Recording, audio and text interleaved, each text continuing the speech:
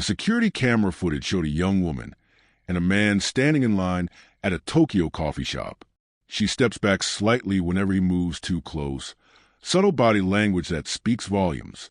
An hour later, she climbs into a taxi with him. The driver waits outside an apartment building.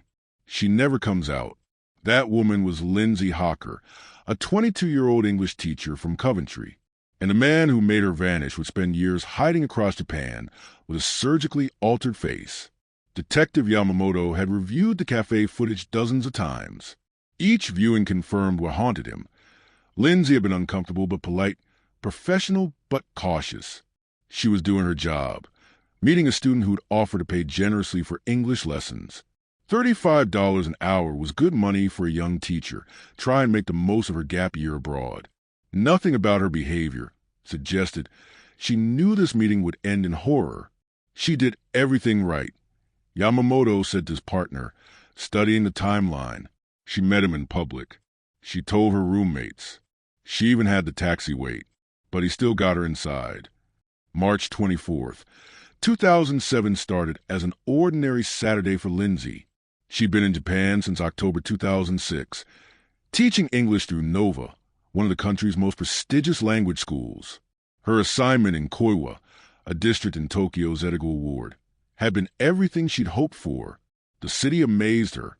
Her students appreciated her. Her roommates became friends. She stayed in constant contact with family and her boyfriend back in England through Skype and Facebook. But several days earlier, Lindsay had an unsettling encounter. After finishing work, she returned to Chiba Station to collect her bicycle. As she unlocked it, a man approached from behind. "You are my English teacher," he said. Lindsay was confused. She'd never seen him before. She tried to leave, but he followed. She cycled away. He jogged, then ran, pursuing her through Chiba's winding streets and intersections. She couldn't shake him. When she finally reached her apartment, he was still there, breathless from chasing her. His name was Tatsuya Ichihashi, age 28. Despite the bizarre pursuit, his request seemed innocent enough. Would she provide private English lessons? He'd pay well. Lindsay politely declined. Her schedule was full. Then he made one final, strange request. After running through the streets, chasing her, he was thirsty. Could she please give him a glass of water? Lindsay hesitated, but agreed. Partly to show him her roommates were home, partly to let her friends see his face. Inside, while drinking his water, Tatsuya made his offer again. 3,500 yen per hour for English lessons. Strictly business. Meeting in public. It was good money Lindsay couldn't refuse. She agreed to meet him at a coffee shop in a few days. Before leaving, Tatsuya pulled out a pen and scrap paper. He sketched something quickly, then handed it to Lindsay, a drawing of her face, along with his name and phone number. What Lindsay didn't know was that Tatsuya Ichihashi came from a successful family, his father a doctor, his mother a dentist, but had failed his own medical school exams and was living on a monthly allowance from his parents. He had no job, no ambition, and allegedly had assaulted a woman during a robbery, with his father paying her off to avoid charges. He was obsessed with fitness, cycling 25 kilometers daily, but was described as reclusive, rebellious, and strange. On Saturday, March 24th, Lindsay met Tatsuya at the coffee shop as planned. The security footage captured their interaction, her cautious steps backward, his movements toward her. After about an hour of conversation, Tatsuya awkwardly announced he'd forgotten his money. No problem. He lived nearby. Why didn't she come grab her payment and be on her way? Lindsay agreed. They took a taxi. Because she had worked later and hadn't brought her bike, Lindsay asked the taxi driver to wait. He agreed. She followed Tatsuya into his apartment building. Several minutes passed. Then more minutes. The driver grew impatient and eventually left, forgetting about the incident entirely. Lindsay never showed up for work that afternoon. She never returned to her apartment. Her roommates, already knowing she'd had a tutoring session that day, called police that night to report her missing. By Monday, after Lindsay missed a second day of work, real panic set in. Her school contacted her parents in England. Police finally took the disappearance seriously. The roommates provided crucial information. Lindsay had gone to meet a man who'd left a sketch at the apartment with his name, Tatsuya Ichihashi. At 5:40 p.m., 2 officers were dispatched to Tatsuya's address. No one answered the door, but neighbors let officers peer from their balcony into his living room. Someone was moving around inside, and strangely, a detachable bathtub had been moved from the bathroom to the balcony. The officers called for backup. 7 more officers arrived. 3 hours later, 9 officers prepared to raid the apartment. Suddenly, Tatsuya opened his door with a rucksack. In a split second, he stormed past all 9 officers. They grabbed his rucksack, but he slipped through. The narrow, confusing hallways gave him advantage. Without radio equipment, the officers lost him completely. In the middle of Tokyo, Tatsuya Ichihashi vanished into the night. Inside his apartment, officers made a gruesome discovery.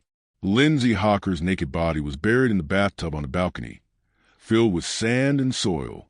Only her right hand emerged from the surface. She'd been bound with plastic ties and scars, gagged, bruised across her upper body. She'd been raped and strangled. The bathtub contained a decomposing agent to speed decay.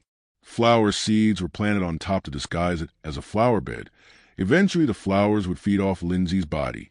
Most disturbing, Tatsuya had shaved all of Lindsay's hair off her head. Police found several wigs in his apartment, leading to rumors he'd killed her to wear her hair. By morning, Tatsuya Ichihashi was Japan's most wanted man. Posters distributed nationwide. His face on every news site. Police even released photoshopped images of him wearing wigs in case he wasn't dragged. But Tatsuya remained a ghost. Weeks turned to months, turned to years. He traveled across Japan, from Aomori in the north to Okinawa in the south. He lived in internet cafes, worked construction sites, even hid in concrete bunkers on remote islands. With money he saved, he paid for plastic surgery to alter his appearance. But he'd already changed his face through self-mutilation, cutting off his moles, using scissors to cut part his lower lip, threading his nose to alter its shape. Lindsay's family was devastated and furious. Her father, Bill, even traveled to Japan, meeting members of the Yakuza in a bar, giving them whiskey and asking for help finding his daughter's killer. The family criticized Japanese police. How did 9 officers let one man escape? Why did investigations move so slowly? Why was the wanted poster using a photo 7 years out of date? In October 2009, police raised the reward to 10 million yen and released a statement that Tatsuya likely had plastic surgery. It worked. A plastic surgeon in Nagoya contacted police. He'd operated on Tatsuya, and foolishly, Tatsuya had agreed to before and after photos. The newly released photos rattled Tatsuya. A colleague at his construction site in Osaka recognized him. He fled toward Okinawa, planning to hide in remote bunkers again. On November 10, 2009, at Osaka's ferry port, a worker recognized him and informed security. Officers confronted him. The game was over. Yes, I am Tatsuya Ichihashi, he admitted. 2.5 years on the run had ended. He was charged with abandoning a body, then rape and murder. His trial began July 4th, 2011. Tatsuya admitted he'd lured Lindsay to his apartment, raped her, then strangled her because he feared neighbors would hear her scream. On July 21st, 2011, he received life imprisonment. Lindsay's family had asked for the death penalty, but the court ruled that with no prior convictions and being only 32, rehabilitation was theoretically possible. Before trial, Tatsuya had published a book about his time on the run, offering all royalties to Lindsay's family. Over 100,000 copies sold worldwide. The family rejected the money. At sentencing, Lindsay's parents stated, "Ichihashi, you have taken away a precious life, destroyed a whole existence, and stolen countless memories from us." Lindsay Hawker was 22 years old when she died. She graduated with first-class honors in biology from University of Leeds. She was bright, nurturing, caring, successful. She'd taken a gap year to experience the world before pursuing her master's degree. She loved Japan. She was doing good work teaching English to eager students. Her kindness was used against her by a strange, heartless man who chased her through streets, manipulated her politeness, and destroyed her future for his monstrous gratification. Detective Yamamoto keeps Lindsay's case file as a reminder of how predators exploit social norms. The expectation that young women be polite, that they give people chances, that they not make scenes or appear rude. Tatsuya Ichihashi knew these unwritten rules and weaponized them. Lindsay's bedroom in Coventry remains as she left it before departing for Japan. Her family misses her daily. Her sisters, Louise and Lisa, lost their beloved sibling. Her boyfriend lost his partner. Her friends lost someone irreplaceable. And somewhere in a Japanese prison, Tatsuya Ichihashi serves life imprisonment for extinguishing a light that should have burned for decades longer, for stealing a future that belonged to a young woman who'd done nothing but try to help someone learn English in a Tokyo coffee shop on an ordinary Saturday afternoon.